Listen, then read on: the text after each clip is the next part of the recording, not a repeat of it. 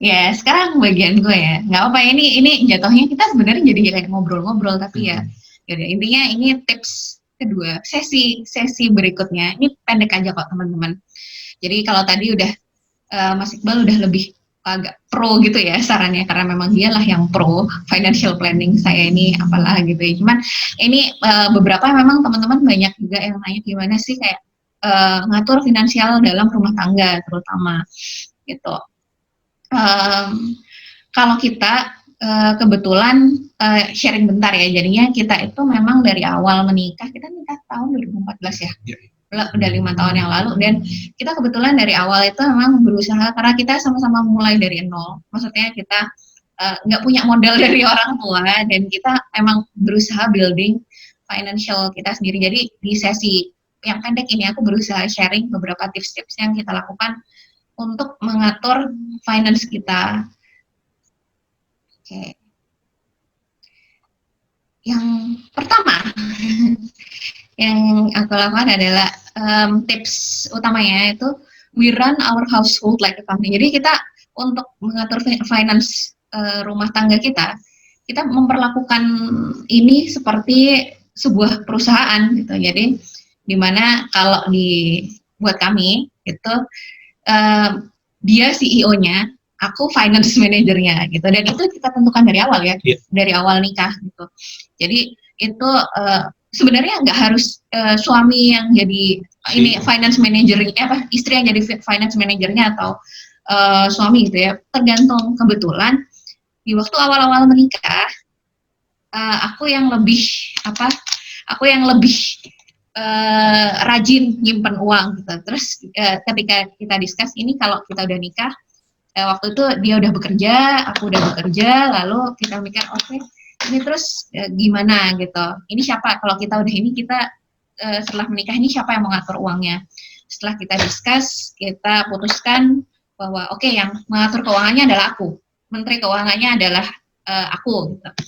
Jadi ya aku juga berlaku seperti finance manager. Jadi sebagai yang mengatur keuangan, aku yang mengatur pengeluaran, mengatur begitu uang disetor bersama-sama di satu rekening operasional kita. Itu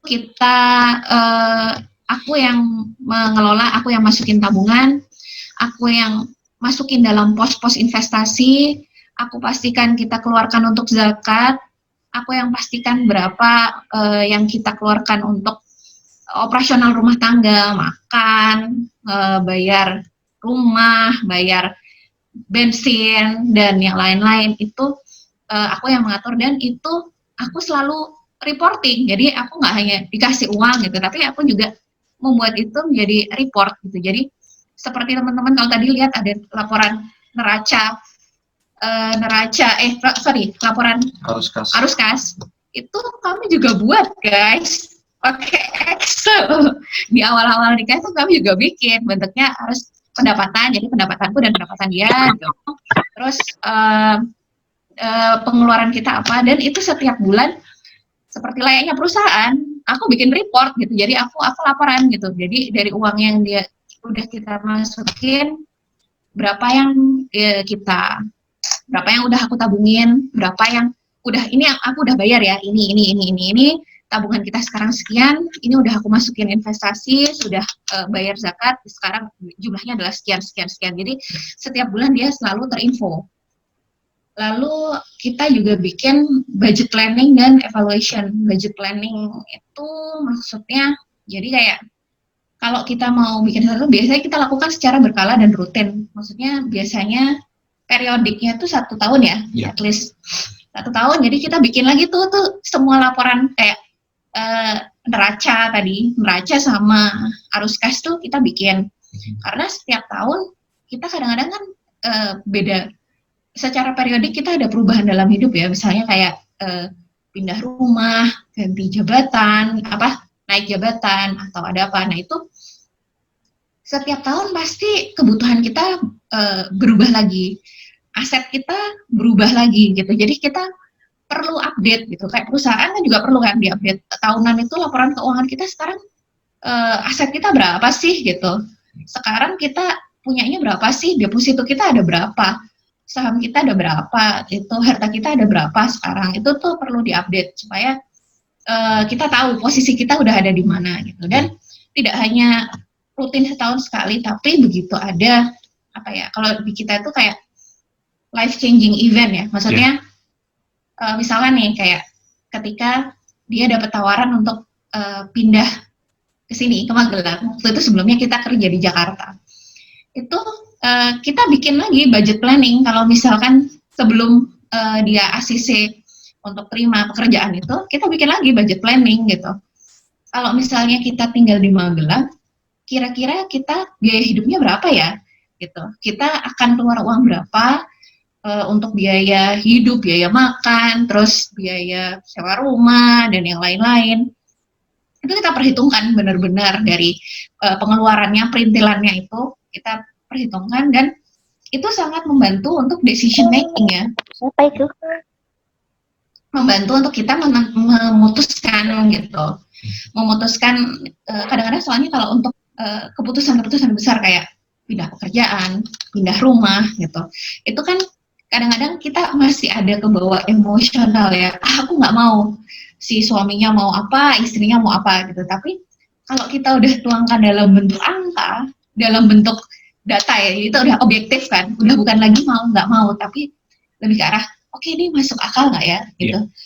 Kayak ketika kita pindah nih dari Jakarta ke Magelang misalkan, itu jelas kami menghemat banyak sekali living cost, menghemat banyak sekali apa sih namanya biaya transportasi, karena kalau di Jakarta ya dia kantor aja harus ngelewatin tol 40 kilo gitu, yang mana teman-teman udah bisa bayangin tolnya berapa, bensinnya berapa gitu, perawatan mobil berapa. Sementara kalau di sini ke kantor 10 menit 10 menit itu bensin bisa 3 minggu sekali baru ngisi gitu misalnya. Itu kan kita bisa lihat dari situ, dari angkanya tuh kalau kita udah jadikan dalam bentuk tabel, itu juga kita jadi bisa lihat gitu, oh ternyata kalau kita ambil keputusan A kita spendingnya segini, kalau kita ambil keputusan B, oh ternyata kita bisa hemat segini ya gitu.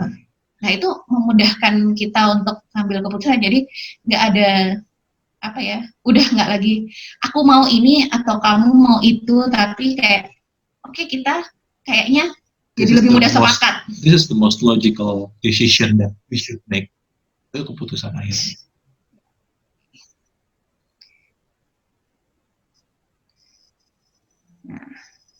Lalu ini komunikasi itu penting banget kalau buat kita ya, karena kalau menurut kita itu karena kita dari awal memutuskan untuk mengkomunikasikan finansial ini dari awal-awal nikah, kita ngerasa setelah 5 tahun menikah gitu ya, itu banyak banget menyelamatkan kita dari konflik-konflik yang nggak penting gitu, yang harusnya mungkin nggak perlu terjadi gitu, karena kan kita juga lihat teman-teman atau lihat keluarga yang dengan konflik-konflik finansial ya, jadi dan nggak sedikit gitu.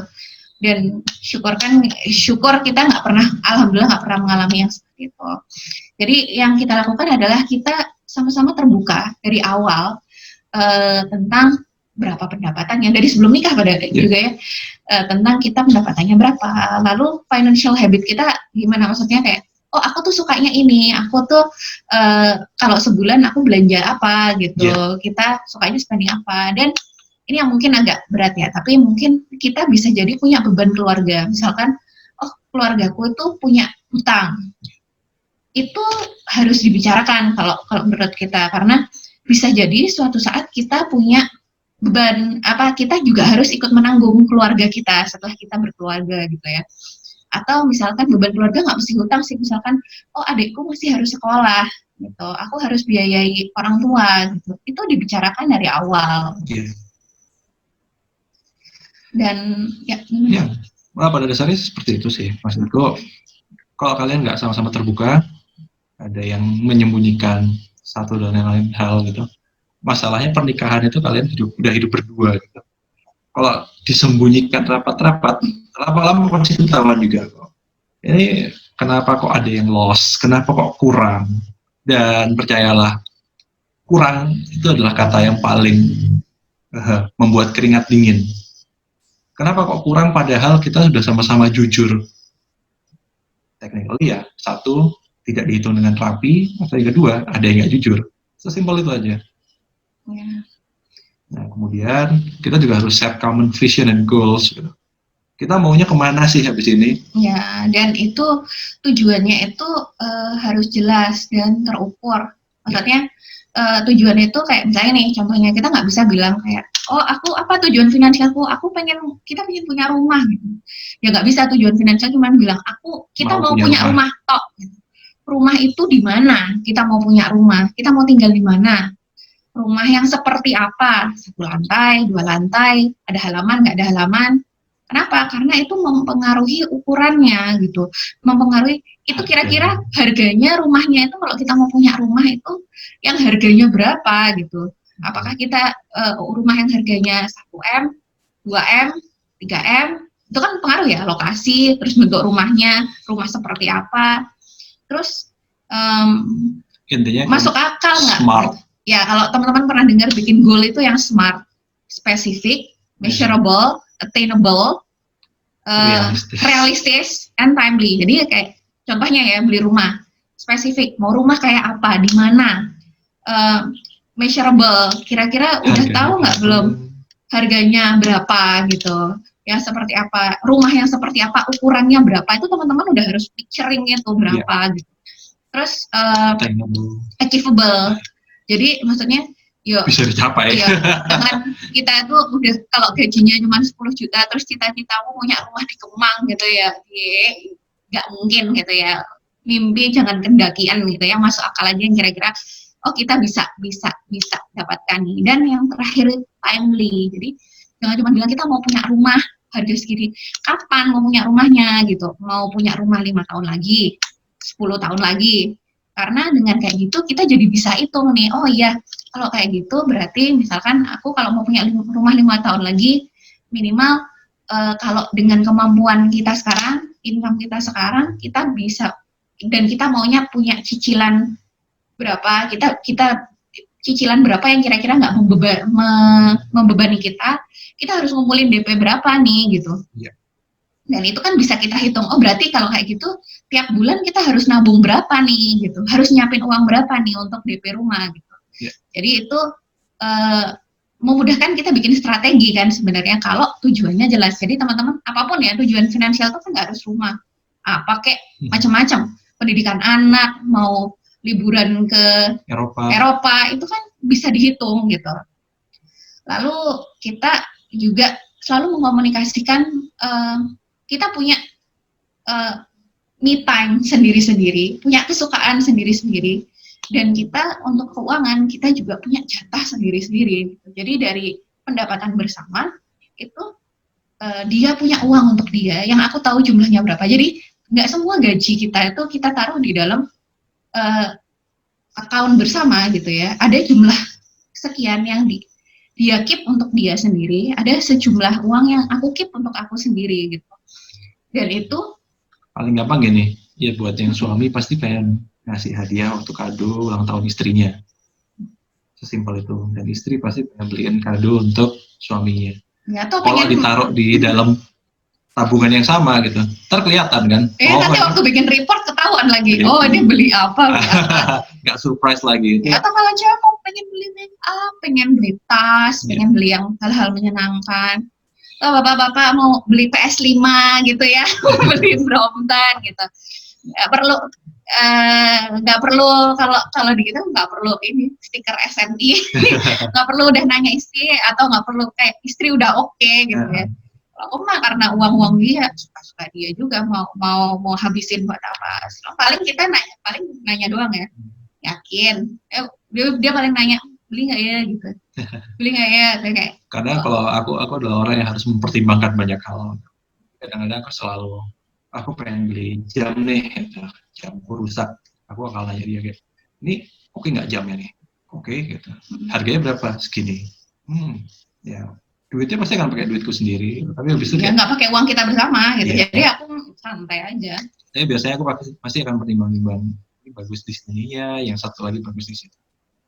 Dan kalau aku biasanya tugasnya cuma ngingetin bahwa oh, kayaknya kamu udah punya deh yang warna itu misalkan, atau pengen beli sepatu misalnya, kamu kayaknya udah punya sepatu warna itu. Tapi kalau dia masih mau beli dan kita udah bilang ya udah beli aja itu orang uang dia dan nggak buat aku yang terpenting nggak mengganggu dana operasional rumah tangga kita, so it's yang okay. penting goal keluarganya harus tercapai. Dan itu sama ada sandwich generation. Mungkin teman-teman di sini juga mengalami hal yang sama ya, bahwa kita mungkin di usia sekarang kita udah punya rumah tangga sendiri, udah punya keluarga sendiri, tapi orang tua kita juga sudah masuk masa pensiun dan kita mungkin juga harus ikut menanggung sedikit atau banyak beban dari keluarga gitu. Dan it's okay, itu karena di Indonesia biasa banget ya. Dan kalau yang kita lakukan adalah dari awal itu kita udah komunikasiin bahwa oh ya misalnya kayak bahwa kita mau bantu keluarga kita masing-masing berapa nih gitu. Dan itu kita komunikasiin terutama ke keluarga kita juga gitu, bahwa kita itu karena kita sudah berumah tangga sendiri, yang kita beri itu adalah kontribusi, bukan kewajiban loh ya, kita kontribusi sebagai bentuk tanda cinta kasih kita sama keluarga gitu, kita berkontribusi, tapi juga bukannya tidak terbatas gitu, karena penghasilan kita itu ya terbatas. Jadi kalau yang kita lakukan, kita komunikasiin dari awal ya sama keluarga, jadi kayak bilang, Pak, Bu, ini kami ada uang segini nih, ini buat tambahan ya Bapak Ibu, setiap bulan nanti aku akan transfer sekian gitu. Bentuknya bisa beda-beda. Misalnya teman-teman ada yang punya adik yang masih belum lulus kuliah, bayarin kuliah jadi bisa bilang kayak nanti SPP-nya adik biar aku yang bayarin. Jadi Bapak mikirin mengenai atau bayarin abonemen apa gitu, itu bisa bentuk kontribusi, bisa macam-macam, tidak harus bentuk gelondongan uang gitu. Tapi komunikasiin dengan keluarga dan nyatakan, kalau kami nyatakan bahwa maaf ya, kita mampunya baru segini karena kita juga punya tujuan keuangan yang lain, misalkan kita mau punya rumah gitu. Nanti suatu saat doain ya, moga-moga kita punya rezeki lebih, nanti moga-moga kita bisa sharing lebih juga gitu. Dan itu enak sih kalau buat kita, selama ini 5 tahun berjalan itu kita lakukan seperti itu, keluarga happy aja dan kita juga nggak masalah gitu, kita nggak pernah jadi ada konflik buat keluarga gitu. Oke. Yang ketiga, ini mungkin petuah yang teman-teman sering dengar ya, put your eggs in different basket gitu. Jadi taruhlah hartamu tuh di tempat-tempat di keranjang-keranjang yang berbeda.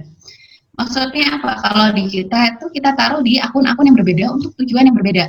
Maksudnya, dan ini nggak hanya untuk investasi, tapi juga operasional ya. Jadi maksudnya kalau untuk uang masuk, biasanya untuk operasional pun aku udah bedakan dalam akun-akun yang berbeda.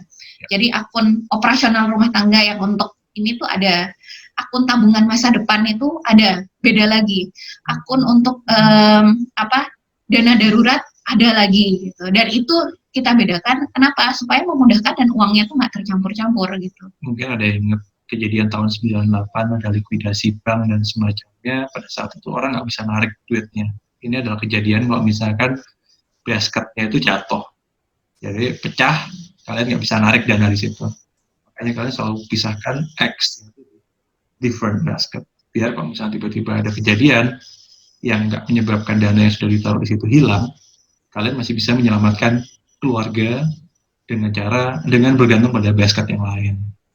Investasi juga seperti itu, jadi kita juga taruh di keranjang-keranjang yang berbeda untuk tujuan yang berbeda juga. Jadi kayak untuk tujuan jangka panjang ya kita taruh di investasi yang kira-kira returnnya jangka panjang gitu. Misalkan kalau untuk tujuan jangka panjang kita taruh di saham misalkan. Untuk tujuan-tujuan yang mungkin lebih jangka pendek atau liquid kita taruh di misalkan yang lebih liquid juga, misalkan kayak reksadana pasar uang. Atau kalau untuk yang tujuannya jangka pendek banget, kita biasanya hanya taruh di deposito atau emas yang lebih gampang dicairin gitu ya, seperti itu. Jadi sesuaikan nanti dengan tujuan investasi teman-teman gitu. Lalu aku juga selalu berusaha untuk mengotomatisasi kalau mungkin Maksudnya apa sih otomatisasi? Karena kita tuh setiap bulan, kalau saya nih sebagai financial manager ya rumah tangga ini, itu kan banyak banget ya yang harus dibayar-bayar gitu. Jadi kayak kita begitu uang masuk ke dalam akun, kita harus kayak udah langsung sebar lagi. Oh ini masuk tabungan, ini kita buat bayar ini, bayar itu, bayar ini, bayar itu. Kalau dan kadang-kadang ada beberapa yang kita bisa lupa gitu. Jadi kadang-kadang kayak oh, lupa belum bayar insurance, lupa belum bayar ini.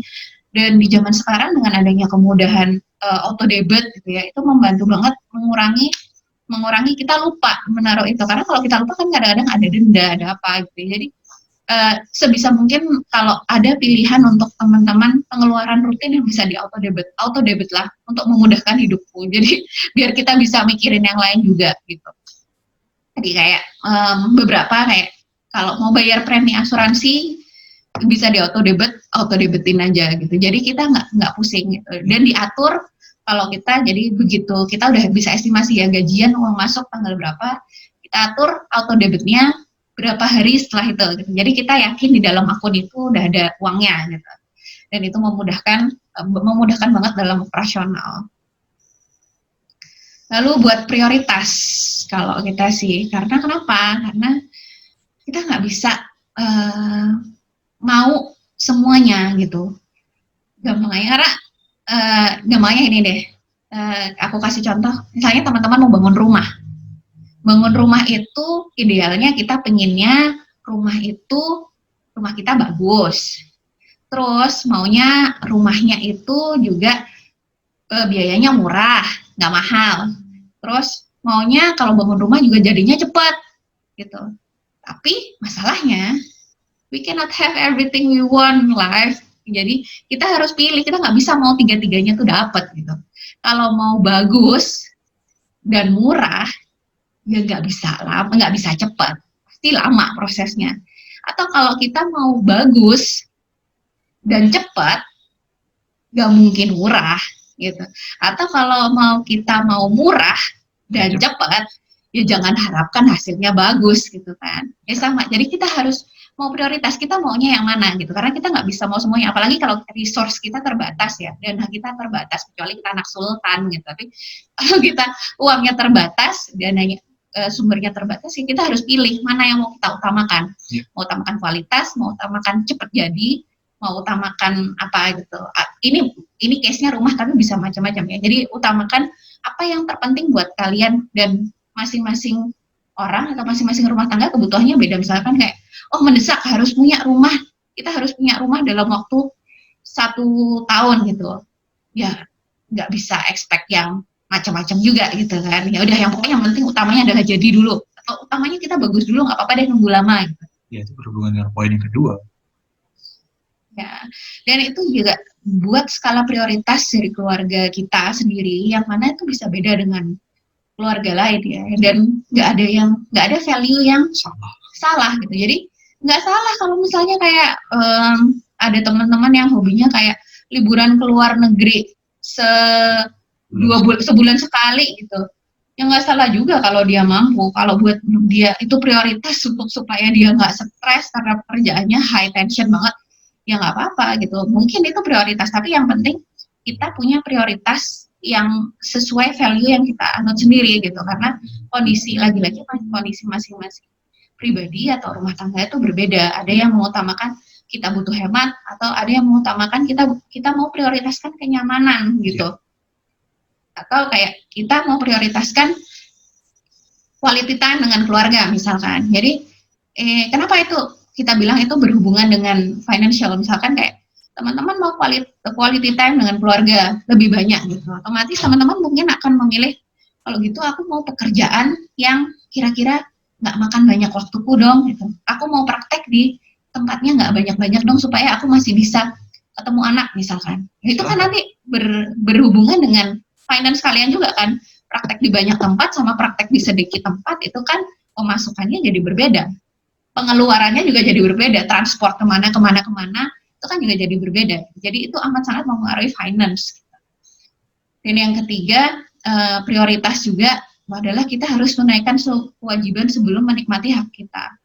Maksudnya apa? Jadi begitu kayak ada pemasukan uang, sebisa mungkin semua yang wajib-wajib dikeluarkan. Misalkan kalau buat kita tabungan itu wajib, terus kayak zakat itu wajib, dan yang lain-lain yang apa ya, yang harus kayak harus bayar ini itu sebisa mungkin di awal itu kita lakukan. Cicilan mobil itu selalu dianggap hutang. Jadi apa? Biar keluar dulu. Ya, semua yang sifatnya hutang atau kewajiban yang harus kita bayar itu biasanya kita keluarkan lebih dahulu. Kenapa? Begitu dari uang yang terkumpul itu kewajiban udah kelar semua, kita bisa lihat oh sisanya tuh berapa sih, dan itu membuat kita jadi lebih bisa aware berapa yang kita keluarkan gitu dalam operasional keluarga gitu ya, dan itu kita bisa kontrol juga ya. Jadi lebih jujur sama diri sendiri. Jadi batasanku tuh cuma segini loh. Jadi ya itu kita nanti otomatis menyesuaikan kok. Oh kalau ternyata misalkan setelah keluar semua, oh uangnya ternyata tinggal sekian gitu. Ternyata nggak bisa beli mobil Mercedes-Benz, bisanya Innova aja, ya sudah. Ya memang bisanya ya segitu. Nah, ini prinsip ini ya dalam berbelanja. Kalau kita itu selalu prinsip kita itu adalah kita selalu mengutamakan fungsi daripada gayanya.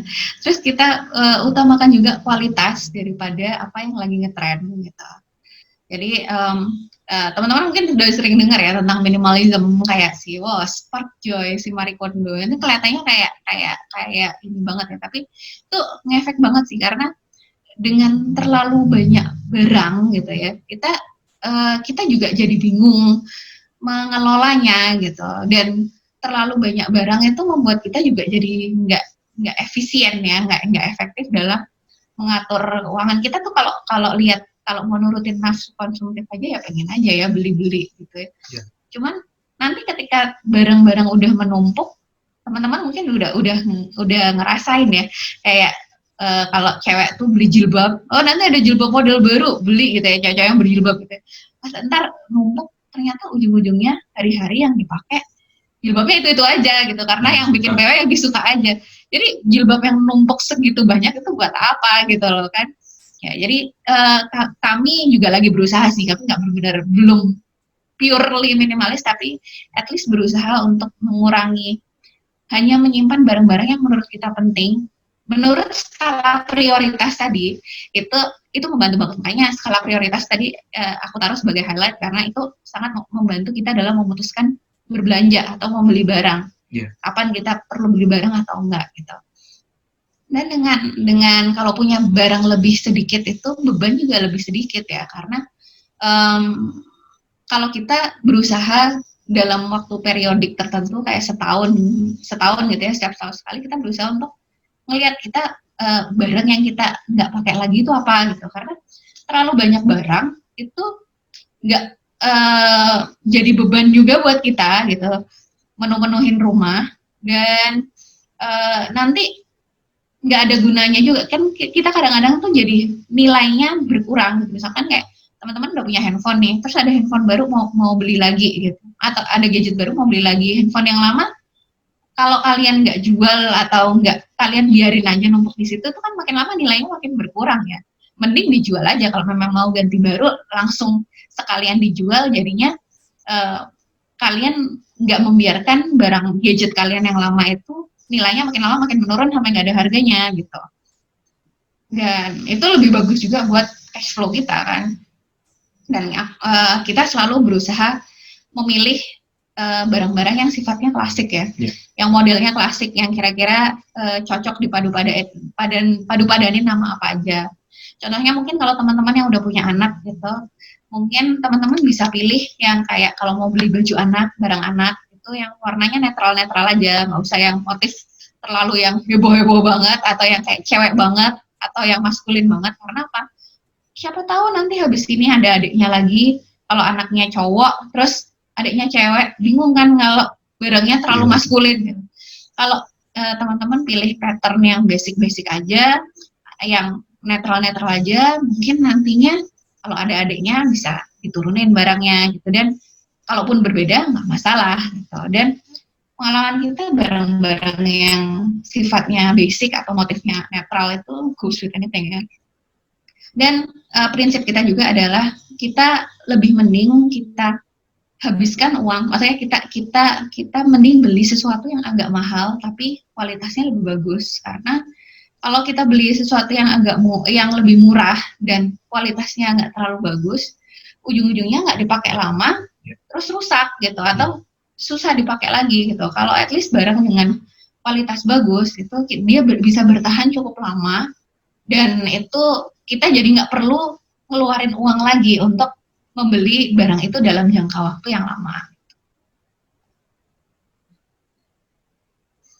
Nah, kalau ada apa yang menggambarkan bagaimana gaya hidup kami, itu adalah dua kata ini. Kami itu adalah pasangan yang frugally comfortable. Frugal itu apa sih artinya? Hemat. Ya, kita adalah pasangan yang hemat gitu. Jadi maksudnya kita itu nggak terlalu suka menghabis-habiskan uang gitu. Jadi kalau bisa murah, kenapa harus mahal kalau kita? Tapi kita juga nggak mau murahan gitu. Jadi kita nggak mau terus mengorbankan kenyamanan gitu. Kenapa? Karena kita suka makan enak, kita suka enjoy film bagus gitu, dan kita masih mau menikmati kenyamanan itu, tapi nggak buang-buang duit gitu. Jadi yang kita lakukan adalah kalau aku nih, karena tukang belanja, tukang ininya ya, bikin groceries dan yang lain-lain. Siapa yo ini pasti ada nih temanku di antara ini yang hobinya bukain setiap minggu, bukain katalog promosi Superindo, cari sale, cari penawaran yang paling bagus. Itu memudahkan kita juga untuk ini ya, memudahkan kita untuk belanja yang lebih hemat gitu. Mantengin kapan ada sale dan kita bisa manfaatin sale itu dengan baik. Atau yang sering aku lakuin juga, beli dalam bentuk bulk. Jadi beli kalau kita tahu itu udah kebutuhan yang pasti dalam jumlah besar dan kita akan pakai rutin gitu ya, misalkan mau beli sabun cuci tangan atau sabun mandi gitu ya, yang kita pakai itu aja dan memang dalam jumlah waktu yang lama gitu. Biasanya kita beli dalam jumlah besar supaya kita bisa lebih hemat gitu. Atau kalau misalnya ini bisa kita share belinya bareng-bareng sama teman-teman gitu, atau sama keluarga, jadinya bisa jatuhnya lebih murah juga gitu.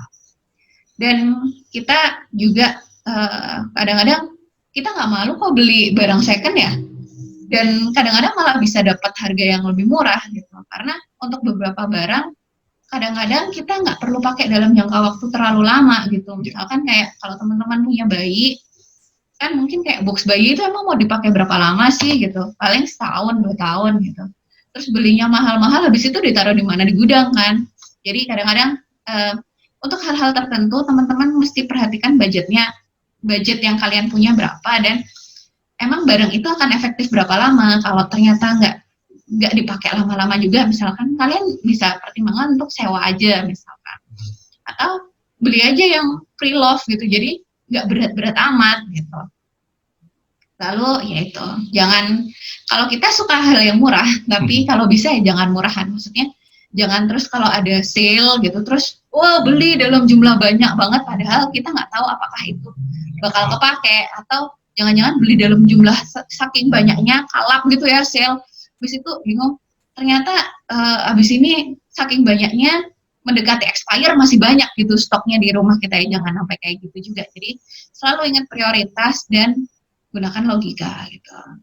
Dan yang terakhir kalau buat kita tuh, kita nggak mau mengorbankan, kita pengen hemat, kita pengen nyaman, tapi jangan sampai kita mengorbankan kebahagiaan kita gitu. Jadi jangan terus demi hemat gitu, ya udahlah kita makannya kayak nasi tempe terus, ya jangan gitu guys.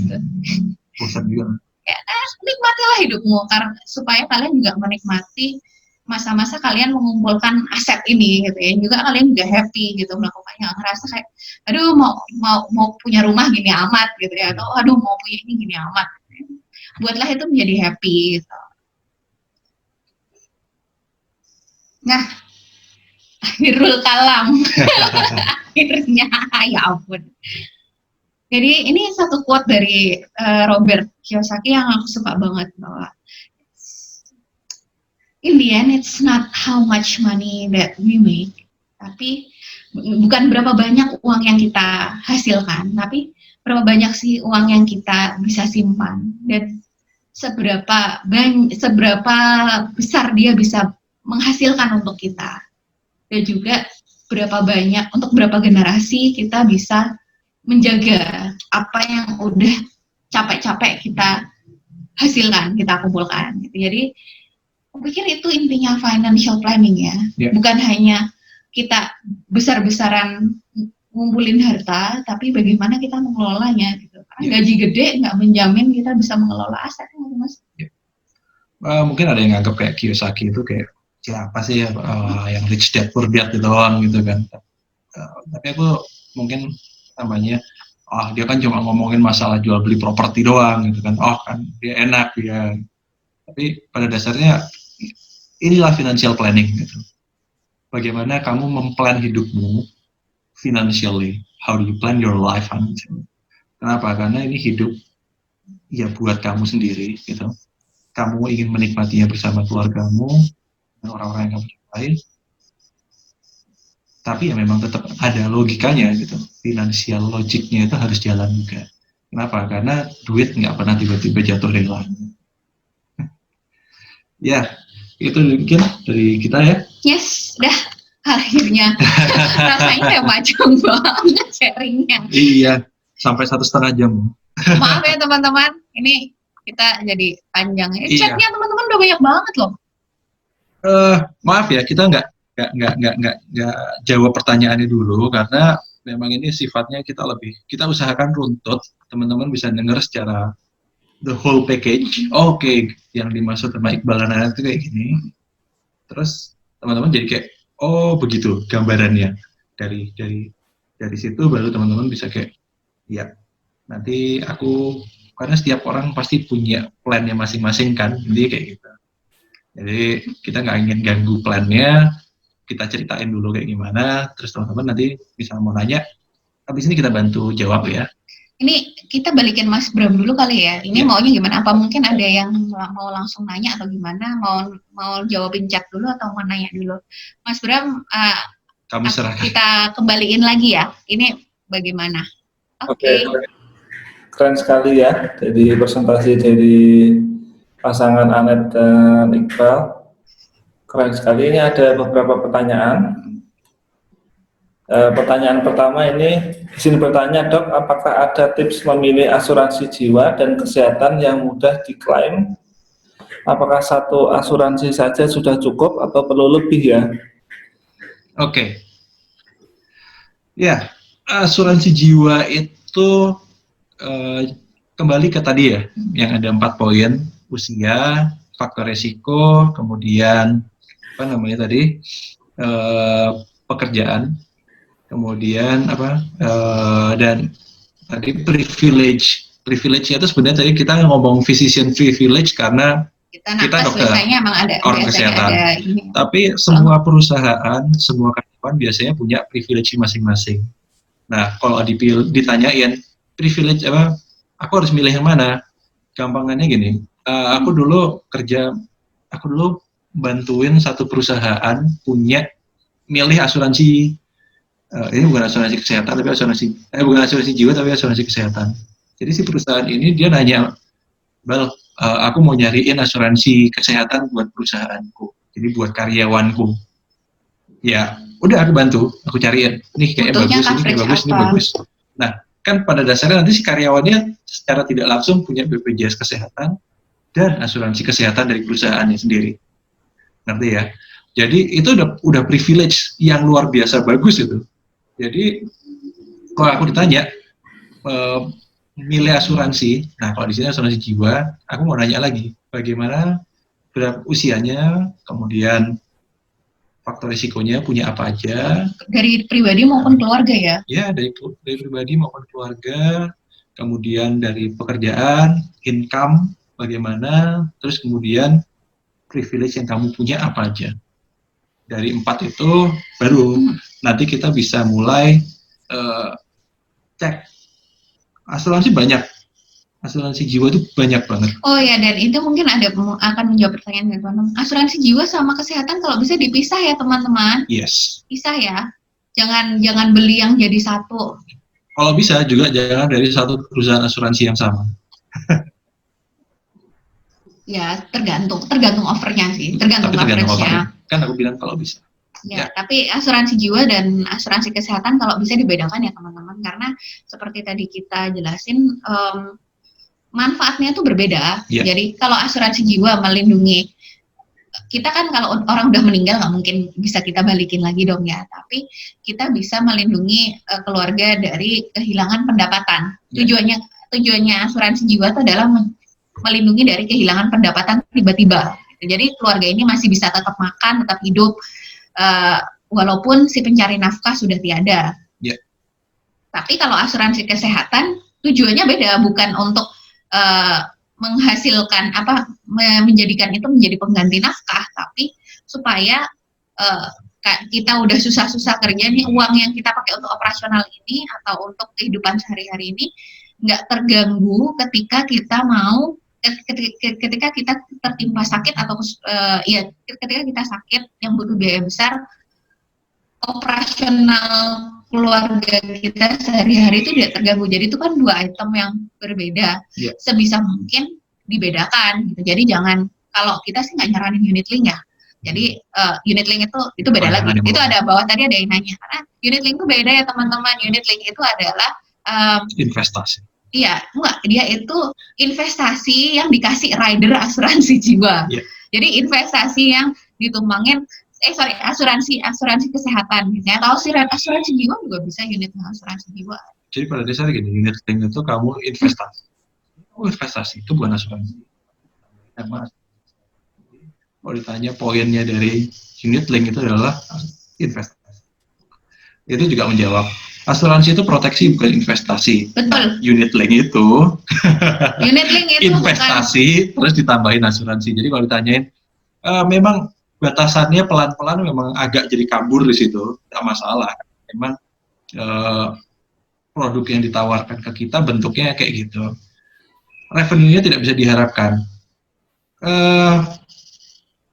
Tergantung seberapa rendah kamu mengharapkannya.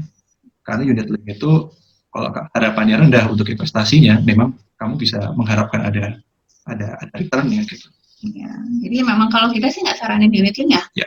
Kita saranin asuransi kesehatan yang biasa, yang full proteksi asuransi kesehatan aja, dan itu banyak kok. Ya. Dan asuransi kesehatan itu mungkin ini nanti kalau teman-teman nanti ada yang nanya ya. Kalau asuransi kesehatan yang benar-benar asuransi kesehatan, biasanya dia sifatnya adalah premi yang kita bayarin itu ya hilang gitu. Yeah. Jadi kita kalau unit link kan dijanjiin biasanya, oh nanti setelah sekian tahun uangnya tuh akan kembali. Kalau asuransi kesehatan yang benar, kalian mau tahu, ditawarin agent, tanya ini asuransi kesehatan benar nggak gitu. Kadang-kadang agent juga suka nakal ya, agent asuransi. Jadi kalian kalau dia betul-betul asuransi kesehatan, dia tidak akan menjanjikan sekian tahun uang kalian kembali. Karena uang kalian tuh harusnya nggak kembali. Ibaratnya gini, asuransi kesehatan tuh ibaratnya kalian, ini mungkin teman-teman kalau FK 2005 beberapa kali udah pernah aku jelasin. Ibaratnya kalian itu sewa security untuk melindungi kalian, melindungi rumah kalian, melindungi diri kalian dari orang jahat, misalkan orang yang berniat jahat sama kalian gitu. Kalau di sini maksudnya orang jahatnya penyakit gitu ya. Jadi kalian asuransi kesehatan itu kalian bayar untuk menjaga sebagai security dari kesehatan keuangan keluarga kalian, finansial keluarga kalian dari penyakit gitu. Nah, kalian kalau sewa security kan harapannya nggak pengen sakit, maksudnya kalian nggak ada orang jahat sama kalian kan gitu. Terus kalau misalnya nih pengennya kan kita juga asuransi pengennya kita nggak ada dong yang pengen sakit. Tapi kalau kalian misalnya nih, kalian kalau bayar security terus misalnya dalam waktu sebulan nggak ada orang jahat ke rumahku gitu, masa Pak, kalian mau balikin lagi dong duitnya, kan nggak ada orang jahatin aku gitu. Emang kalian mau minta balikin duitnya? Nggak juga, yaitu ya uang yang kalian bayar itu adalah proteksi itu gitu. Jadi kalau biasanya kalau asuransi kesehatan itu per tahun ya, bayarnya per tahun. Sekarang ada juga sih yang bisa dibayar per bulan atau per 6 bulan gitu ya, atau per 3 bulan. Banyak tergantung insurance-nya, tergantung Tapi propertinya. ingat-ingat kalau yang namanya asuransi kesehatan murni itu nggak pernah ada return. Nggak pernah janjiin sekian tahun lagi uang Bapak akan jadi berapa gitu, itu udah jangan percaya, itu unit link. Oke, Biasanya kemudian habis. dana darurat itu harus bentuk tabungan atau bisa merupakan deposito jangka pendek, misalnya 1 bulan. Bisa. Yang penting jangan diambil, intinya gitu. Ya. Oh, dan teman-teman mungkin aku nggak tahu kalau teman-teman familiar nggak ya dengan istilah ini, tapi deposito itu ada yang istilahnya ARO atau automatic rollover. Jadi teman-teman yang misalkan mau bikin, akan ada tuh deposito yang jangka pendek juga ada 1 bulan, 3 bulan gitu. Itu juga punya deposito 1 bulanan ya. Yang itu kita buat ARO, automatic rollover. Artinya apa? Begitu dia jatuh tempo. Jadi kalau setiap bulan dia jatuh tempo, pokok sama bunganya itu masuk lagi dan akan diputar lagi gitu. Jadi itu akan jadi compound interest sebenarnya. Jadi kalau memang teman-teman maunya itu yang lebih aman gitu ya, mau lebih liquid, boleh deposito 1 bulan boleh. Tapi ya dengan konsekuensi teman-teman juga harus sadari bahwa deposito yang jatuh temponya lebih pendek, lebih biasanya kan kalau itu kan 1 tahun gitu ya. Tapi kalau dia jatuh temponya lebih pendek, biasanya keuntungannya atau imbal hasilnya juga lebih sedikit. Tapi keuntungannya teman-teman dalam waktu yang pendek teman-teman bisa cairin. Gitu. Emas juga liquid ya sebenarnya, cukup liquid ya. Jadi emas itu cukup liquid dalam arti kalau teman-teman mau punya dana darurat bentuknya nggak cash gitu. Paling enak sih sebenarnya dana darurat itu adalah bentuknya cash, jadi bisa liquid gitu ya. Tapi emas pun kita hari gini bisa bilang itu cukup liquid ya, dalam arti teman-teman kalau punya emas fisik gitu, anytime teman-teman bawa ke toko emas yang oke gitu ya, atau teman-teman bawa ke butik Antam, anytime teman-teman bisa jual dan itu liquid kan. Ya. Jadi dana darurat itu ya. Kemudian supaya bisa berkembang, enaknya harus ambil langkah tepat seperti apa apabila kita sudah punya tabungan. Tabungan kan langkah investasi kategori lambat untuk sampai itu. Bukan. Tabungan tuh bukan investasi. Tabungan itu sebenarnya adalah sebuah kerugian. Kenapa? Karena ada investasi. Ada inflasi. Inflasi kita sekarang sebelum pandemi itu sekitar 4% kira-kira. Artinya apa? Mungkin Mas Bram tahu inflasi kita berapa sekarang? 2,4. Oke, 2,4. Jadi istilahnya gini, kalau aku naruh duit 100 rupiah atau 100 juta 100 juta gitu, nilainya itu berkurang 2 juta setiap tahunnya. Setiap tahun 2,4 juta. Nah, jadi bisa bayangin ya, kalau tabungan itu kamu kehilangan uang.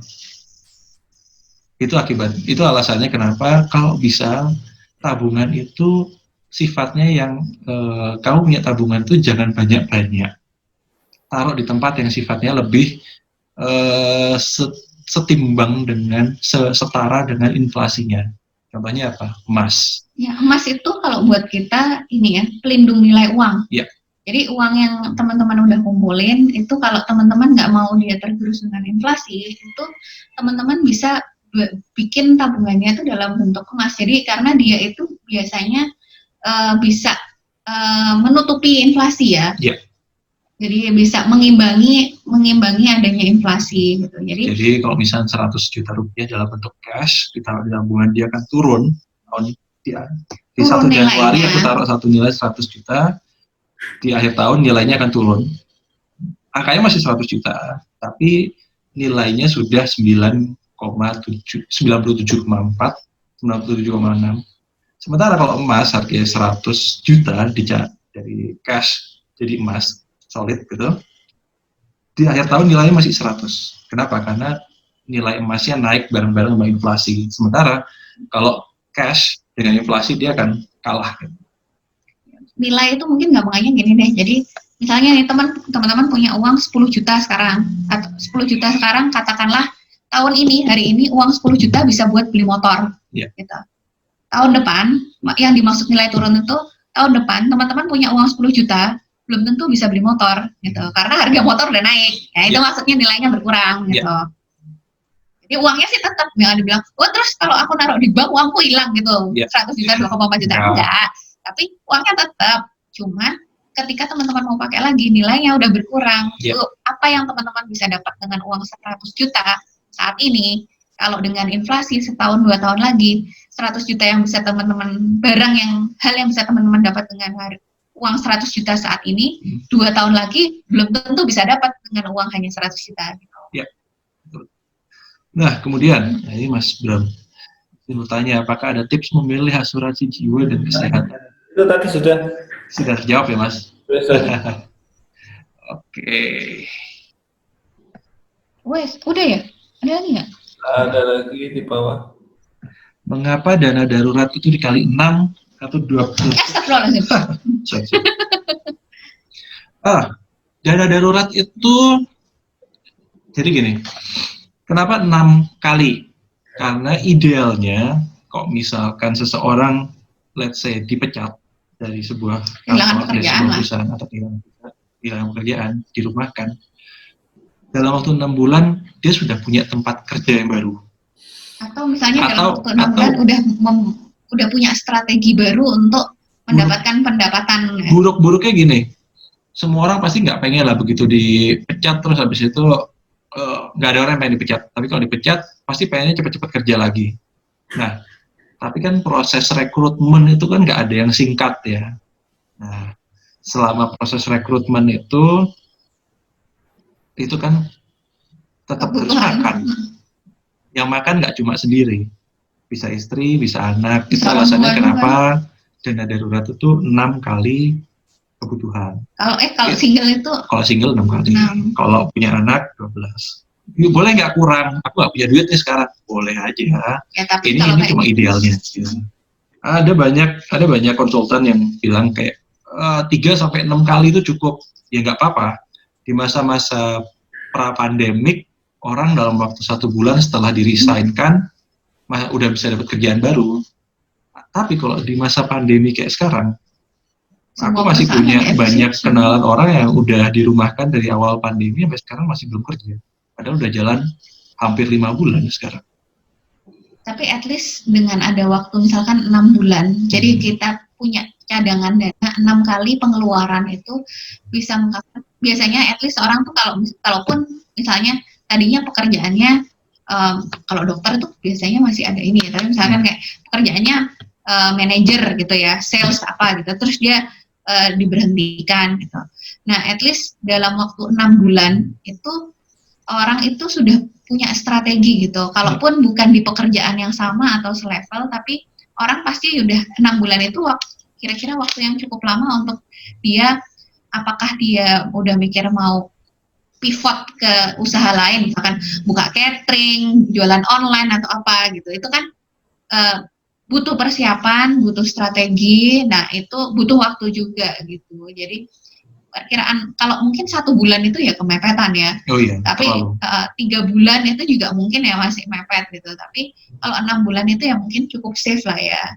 Karena gini, sebagai bumper. Ini sekalian menjawab yang faktor unpredictable apa yang membuat dana darurat saat punya anak 12 kali kebutuhan.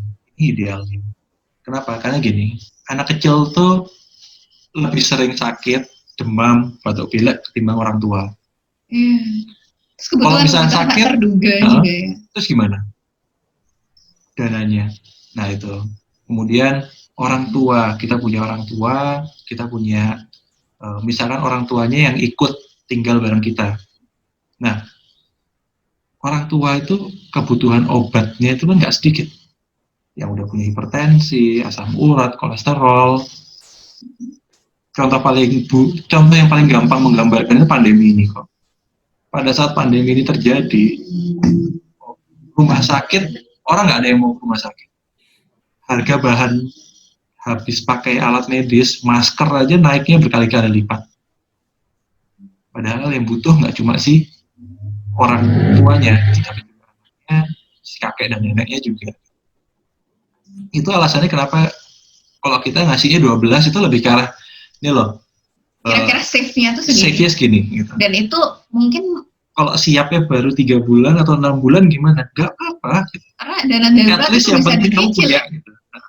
dicicil kok. Kita juga mencicil ya dana darurat kita. Makanya kita itu nggak langsung kayak ujuk-ujuk itu terus langsung tiba-tiba ada punya 12 kali ke pengeluaran gitu guys. Itu kan ya agak-agak impossible ya. Jadi kita juga nyicil kok dana darurat itu. Jadi dari tabungan itu kita ada berapa yang kita masukin dana darurat, dan itu nggak langsung sesuai target gitu. Nggak langsung sesuai target kita. Jadi pelan-pelan didapat, tapi begitu udah nyampe di target kita itu di lock gitu. Dana darurat itu di lock gitu. Jadi benar-benar ketika kita bisa tambahin dikit dan nggak usah maksain juga ya, karena kadang-kadang setiap bulan kan kebutuhan kita kan bisa berubah. Misalkan ada kebutuhan mendadak bulan ini, wah nggak bisa nabung dana darurat karena habis buat operasional. It's okay, itu tidak berdosa gitu ya, karena ya you keep it in mind bahwa kamu itu punya prioritas. Ya, jadi kalau buat kita sebelum teman-teman mau investasi atau apapun itu punya dana darurat dulu deh minimal. Atau misalkan gini, teman-teman bilang, wah apa ya, aku kalau bayar asuransi nggak cukup ya duitku preminya. It's okay, tapi kalau misalnya kalian pikir belum mampu punya asuransi, at least kalian punya dana darurat gitu. Karena kalau ada apa-apa ya kalian handalin dana darurat gitu. Tapi begitu target dana darurat kalian udah tercapai gitu, baru kalian move ke berikutnya gitu. Kayak asuransi pun ada beberapa yang kayak premi jiwa itu bisa dicicil juga ya, bisa dicicil. Maksudnya bisa kita tabung, dalam arti bukan kita nyicil ke asuransinya ya, tapi kita bisa tabung. Misalnya kayak asuransi jiwa kita kalau misalnya dengan uang pertabungan sekian, kita harus setahun itu kita setor preminya misalkan 10 juta gitu.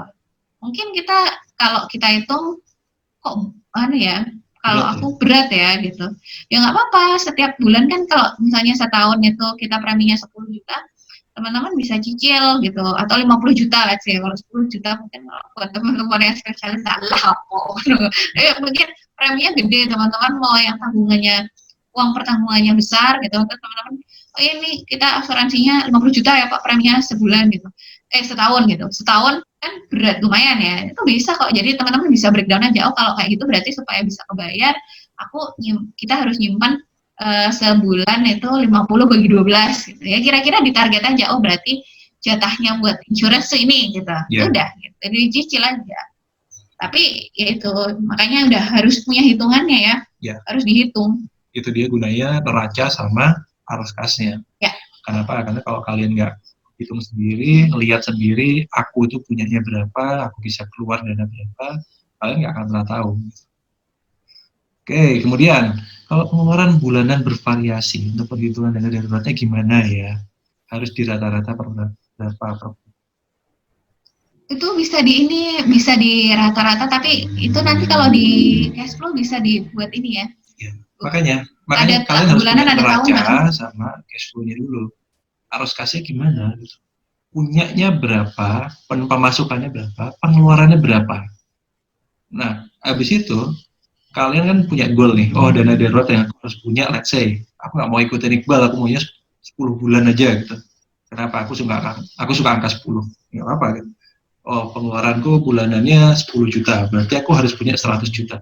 Sekarang aku punyanya berapa? 25 juta. Targetku aku mau menyelesaikan 100 juta dalam waktu berapa bulan? Aku mau menyelesaikan dalam waktu 1 tahun. Artinya berapa? Kira-kira 8 juta. 7 juta lah. Ya sudah gitu, nggak apa-apa. Aku mau nyicil 5 juta. Ternyata berat ya 5 juta. Ternyata berat ya, gitu. Ya udah, misalkan aku dulu punya teman yang punya jualan online gitu. Pemasukannya nggak pasti. Nggak apa-apa.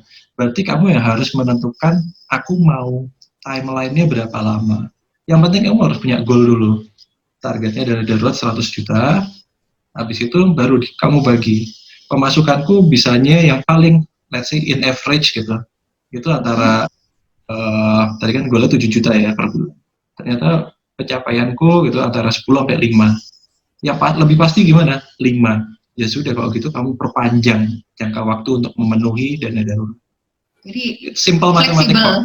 Fleksibel aja, dan dibilang nggak usah terlalu ngoyo ya, jangan ya, tetap pelan tapi pasti guys, Iya. gitu kan, pelan tapi pasti tercapai. Itu kalau ILV yang di pertanyaan ILV itu mungkin kayak maksudnya pengeluarannya. Kalau pengeluarannya bervariasi, untuk perhitungan daruratnya gimana? Itu mungkin nanti ini sebenarnya bisa dijawab karena neraca itu, arus kas itu kalau tadi dilihat teman-teman lihat sekilas, itu ada pengeluaran bulanan dan tahunan. Iya. Dan itu kira-kira itu bisa membantu teman untuk merata-rata sih. Jadi misalnya gini, ya itu seperti kita bilang, kan pengeluaran bulanan itu seringkali kan nggak pasti ya, tapi pasti dong, walaupun itu ada beberapa yang fix. Yeah. Jadi kayak fixed cost sama yang variable cost istilahnya. Fixed cost itu misalnya kayak uang sekolah anak pasti dong jumlahnya berapa. Terus kayak biaya makan mungkin bervariasi, biaya listrik mungkin bervariasi, tapi teman-teman kalau misalnya mau itu kisarannya aja, misalnya kayak ya rata-rata listrikku sebulan 1 juta, atau listrikku sebulan 500.000 gitu, sejuta lah ya, sejuta, listrik sejuta, atau bulan depan 1,2, 1,5, terus di rata-ratai gas tengah-tengah, kan, maksudnya ya, sekitaran itu gitu. Setelah kan nanti pengeluaran bulanan dan pengeluaran tahunan, dari tahunannya kamu bagi 12 saja, itu kan paling simpel. Itu habis itu kamu dapat gambaran pengeluaran bulananku, dan itu paling gampang mengestimasi lah ya, memang benar di rata-rata, disetahunkan ya, setahunkan terus di rata-rata dulu, jadi per bulan ada estimasi berapa. Oke. VJ itu apa? Alokasi expensesnya dengan beberapa akun yang berbeda. Idealnya berapa akun sih yang dibutuhkan untuk pos-pos pengeluaran itu?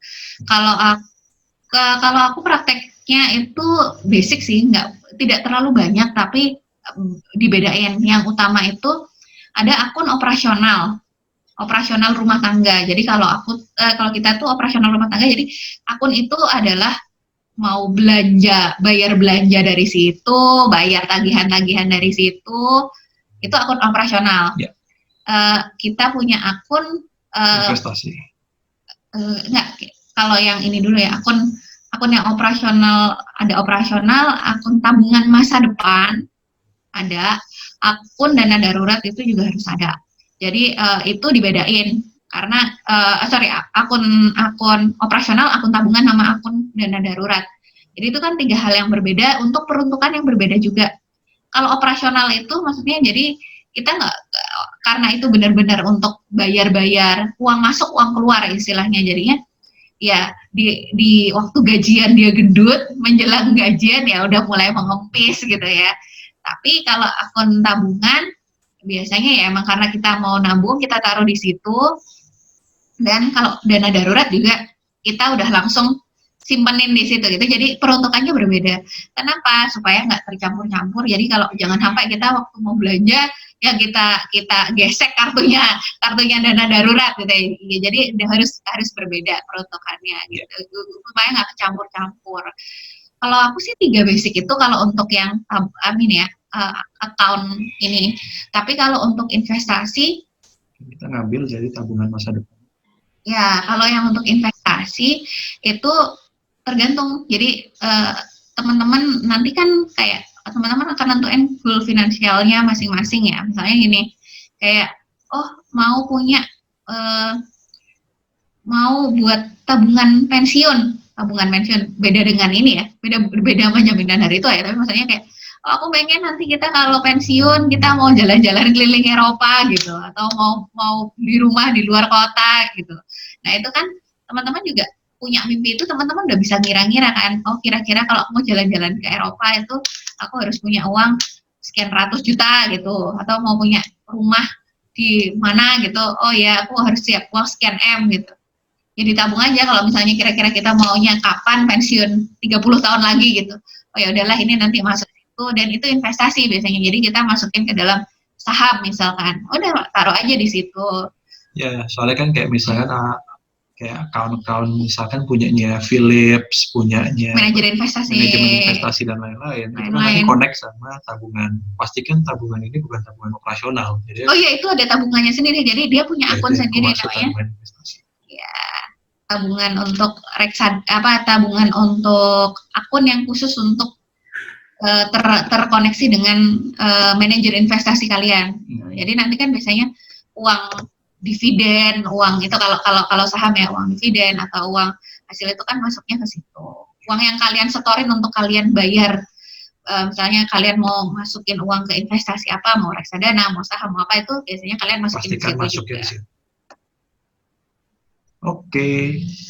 Ada pertanyaan lagi? Oh, lagi ada nggak? Udah. Habis. Udah. Mungkin teman-teman ada yang mau nanya lagi? Boleh nanya langsung, boleh. Mungkin nanti bisa kita lanjut via itu kalau nggak ada via grup ya. Gitu. Oke. Iya. Udah berapa jam nih? Udah 2,5 jam. Bagus banget dari Iqbal dan Anet. Jadi kalau gini bentuknya insya Allah bisa dipraktekkan langsung sama teman-teman ya. Jadi kemarin itu setelah minggu lalu kita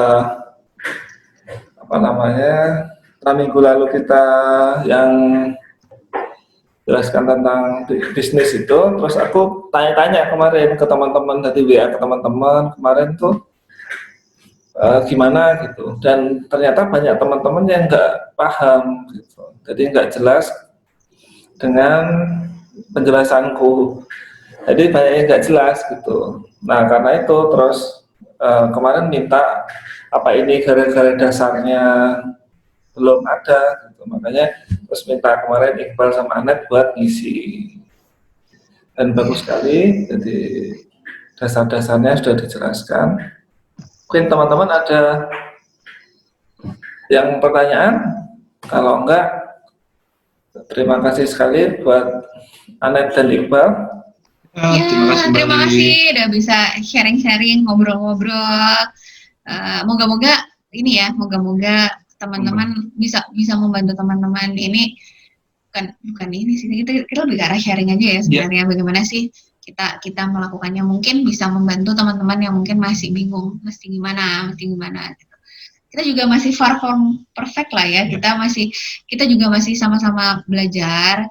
Cuman mungkin apa yang kita lakuin itu kita rasa sampai saat ini udah berkontribusi cukup baik dalam kondisi finansial kita gitu. Jadi mungkin teman-teman mungkin bisa praktekin juga, teman-teman baik yang udah berkeluarga mau belum gitu ya, mau mulai ini dari mana gitu.